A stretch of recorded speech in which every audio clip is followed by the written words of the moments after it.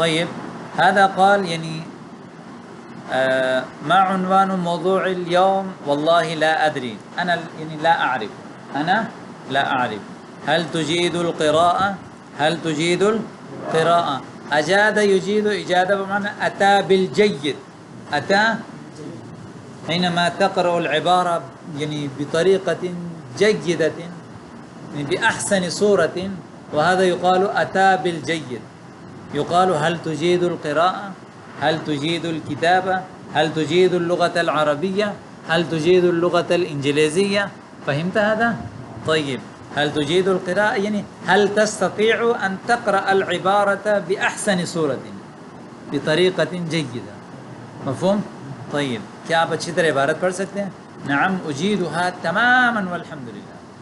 يعني أنا أستطيع أن أقرأ العبارة بطريقة جيدة. أم تقول للأسف لا، للأسف لا، أنا لا أجيد القراءة.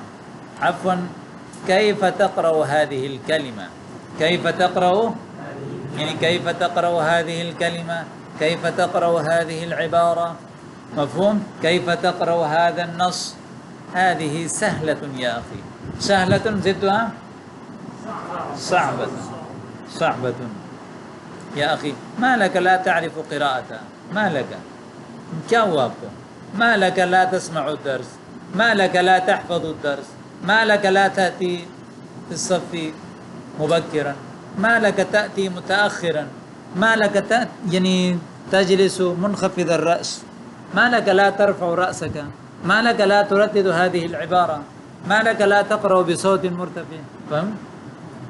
يقال في الأردية في الإنجليزية واي. فهمت هذا؟ واي. ها؟ ما لك. طيب أين وصلنا في القراءة؟ أين وصلنا؟ أين وصلنا في القراءة؟ مثلا أنا الآن يعني أردد وأقرأ أمامكم هذا الدرس، يعني ثم بعد ذلك الأستاذ حينما يبين تفاصيل الدرس وينسى الدرس ويقول أين وصلنا في القراءة؟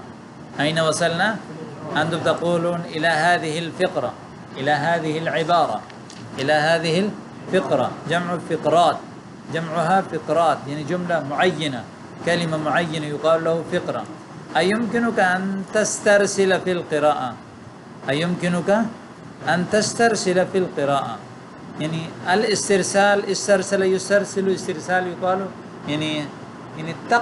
يعني تقرأ العبارة باستمرار بدون توقف، بدون مثلا تقول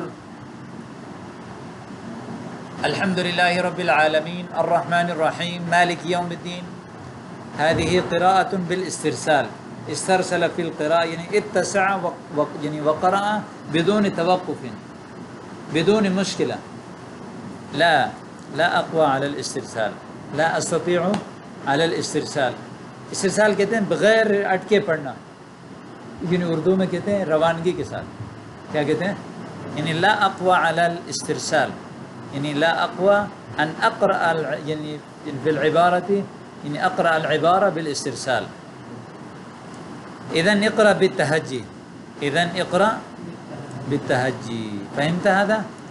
إذن اقرأ. إن لم تستطع، إن لم تقوى على الاسترسال، فإذن عليك أن تقرأ بالتهجي. فهمتم أنتم؟ هل تجدون مشكلة؟